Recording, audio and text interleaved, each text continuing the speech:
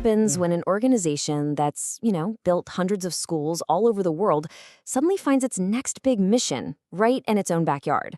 Well, this is that story. It's an incredible look at a foundation that hit its global goals and then turned around to tackle a hidden crisis at home, transforming victims into true heroes. And it all starts with this. This right here is the core belief. This isn't just some marketing slogan they cooked up, it's a lived experience. The entire philosophy of the BuildASchool Foundation is literally built on the idea of a second chance, because the person who started it knows exactly what that feels like. Okay, so let's get into the why behind it all. To really get what's going on, you have to meet the person whose journey shaped this whole mission. It all starts with a man named Jimmy Tai. And Jimmy Tai, this guy is a powerhouse. He's a distinguished Toastmaster, a world-class public speaker. He completely mastered the art of communication. But here's the thing. He chose to use that incredible skill not for himself, but for a really simple, really profound mission: to be the voice for the voiceless children. And that personal drive, that's the engine for everything we're about to see. And let me tell you, that drive has led to some absolutely staggering results. Before we dive into the new mission, you've got to understand the proven, global legacy this foundation has already built. It's pretty incredible. Just look at this number. 201. Since 2016, the BuildASchool Foundation has funded 201 projects in 11 different countries. We're not just talking about ideas, we're talking schools, bridges, scholarships, real, tangible things that have changed thousands of lives. This is not some startup with a cool idea. This is a proven machine for making a difference. So their model is crystal clear. They see education as the ultimate way to break those cycles of poverty and inequality. They've spent years getting this approach just right overseas, building this amazing legacy, one school, one project at a time. But then, a new challenge popped up, and this one wasn't in some remote village halfway across the world. It was right in their own backyard, San Diego, a crisis that was, for many, hiding in plain sight. And here's the problem they zeroed in on. You see, the support systems that exist for homeless youth, they're absolutely crucial, but they mostly focus on survival, a bed for the night, a hot meal. But there's this huge gap when it comes to building self-worth, professional skills, a sense of leadership. There's a world of difference between just surviving and truly thriving.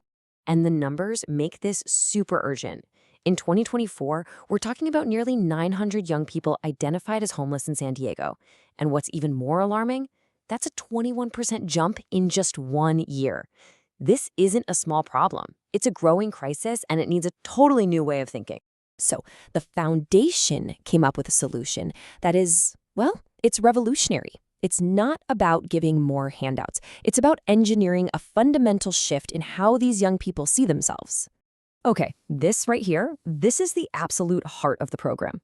They want to help these young people move from a victim mentality, where life is about receiving help, to a coach mentality, where the focus switches to providing hope to others. It's a radical flip from being a recipient to being a resource. And this quote just captures that transformation perfectly.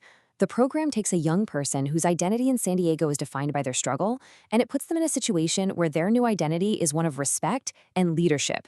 They're not homeless anymore. They're teacher. So how do they actually make this happen? Well, they didn't just create a simple program. They created a high-stakes, life-changing competition. It's called the Global Mentor Challenge, and it's designed to build a new path from just surviving to actively leading. The challenge is broken down into 3 intense phases. First up is the selection. They hold local trials in San Diego to find the 10 most resilient young people. Then comes the mission. Those 10 fly to Vietnam for 3 weeks to become teachers and mentors for orphans. And finally, the finale. They come back, present their story and their impact at a huge gala, all competing for that grand prize.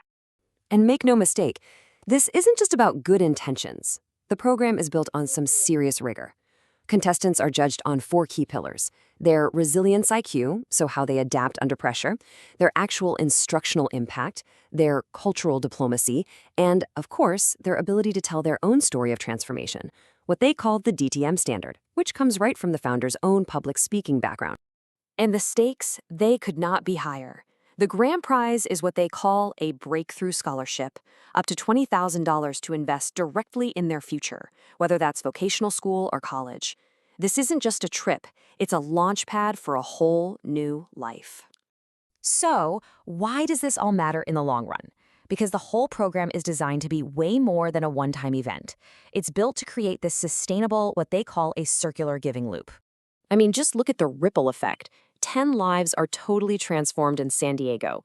Over 200 orphans in Vietnam get inspired and empowered. The participants themselves gain these incredible real-world skills, moving them from dependency to leadership.